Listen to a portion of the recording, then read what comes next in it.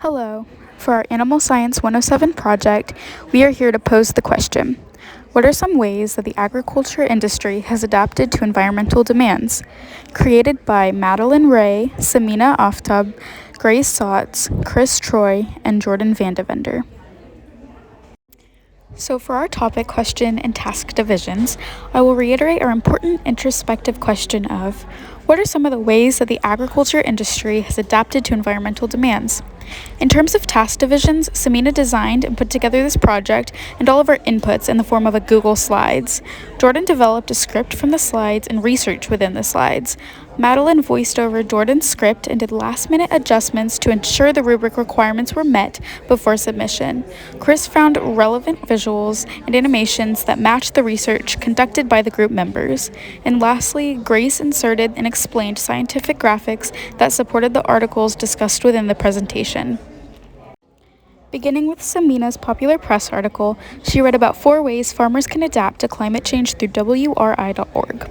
Her article discussed how climate change has been posing issues for farmers for centuries, and 4 ways that can adapt to mitigate this issue are through integrated systems for agriculture, plant agroforestry, rehabilitation of degraded pastures, and the pursuit of sustainable forestry. Her scientific article talked about how corn production has been stably increasing over the years due to many factors. However, the main factors are technology, societal influences, suppliers, and resource availability. This research substantiates that there are many ways that the agriculture industry is adapting to the environment around them. This graphic depicts how the agriculture industry in the United States has been growing and increasing in production over the years. However, as seen in the graph, while the output is steadily increasing, the input is remaining stagnant in a straight line. This is inevitably unsustainable in regard to production and for the environment. Grace found a popular press article through PETA that talked about how producing livestock is detrimental to the environment.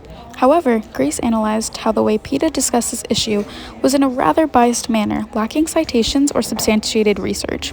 For example, the author of her article mentioned that, quote, producing just one hamburger uses enough fossil fuel to drive a small car for 20 miles, end quote. These unproven statistics have led to misinformation being spread amongst the public. Grace's scientific perspective article discusses how the agriculture industry has basically taken over the world as it is constantly growing due to a need for food growing yearly. Her article emphasizes how it is very important that we as humans need to make sure the agriculture industry is meeting the needs of our planet as well as the need for human food. The industry is struggling to meet both needs as the world's population is increasing starkly in demand. Here is a graphic depicting statistics regarding farmers and sustaining their soil. In the graphical display, it shows how farmers better preserve their soil by planting more cover crops, using conservation tillage, and also utilizing no-till methods. These practices allow for a more sustainable way of working with a limited amount of land for crop and livestock production. Chris's popular press article touches on how climate change and agriculture are intersecting right now and greatly affecting our environment. Because of the natural disasters caused by climate change, the agriculture industry has no choice but to adapt while also fighting to provide solutions to areas that vulnerable plants and animals occupy. Chris's scientific perspective article continues in discussing the complex relationship between sustainable agriculture, society, the economy, and the environment. His article emphasizes how resource management is key, as it is a healthy practice of agriculture that is needed for changing environmental and population needs. His article also mentions how it is necessary to increase the economic power of farmers in order to fight back against the consolidation of food manufacturers and marketers. In this image, on the left, there is a teacher talking to farmer students in the Democratic Republic of Congo about sustainable farming practices and how important they are. On the right, there is a list of vulnerabilities that the agricultural animals and plants have due to climate change, and necessary adaptation measures that must be implemented to mitigate them. For example, in the summer, plants experience intense heat and drought that can be mitigated through irrigation for heat management and or selective breeding for heat tolerance. To mitigate animal heat intolerance, the graphic depicts that genetic selection through selective breeding must also be used to develop a heat tolerance. In Madelyn's popular press article, the speaker discusses how the agriculture industry itself can be used to fight the unfavorable impacts of climate change. Her article explains how this industry and the practices within it can help us as humans adapt to environmental demand at the same time as battling environmental issues. For example, the use of agricultural practices such as reduction of greenhouse gas production and using sustainable practices such as subsidizing crop insurance, lessening monocropping, and incentivizing farmers can drastically reduce the impacts of climate change. In reference to Madelyn's Scientific Perspective article, the author elaborates on the ways that humans can adapt their practices agriculturally to fight the impacts of climate change. The speaker reiterates multiple times that this must be implemented by the government, scientists, stakeholders, and practitioners alike to be successful.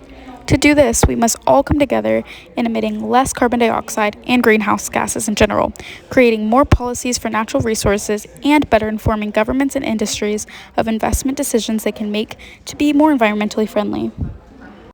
Here are a few visuals that depict that we as humans or agricultural workers must reduce our greenhouse emissions in order to battle environmental climate change. It shows that since 1750, the global temperature has been steadily rising and is much hotter now than the 21st century.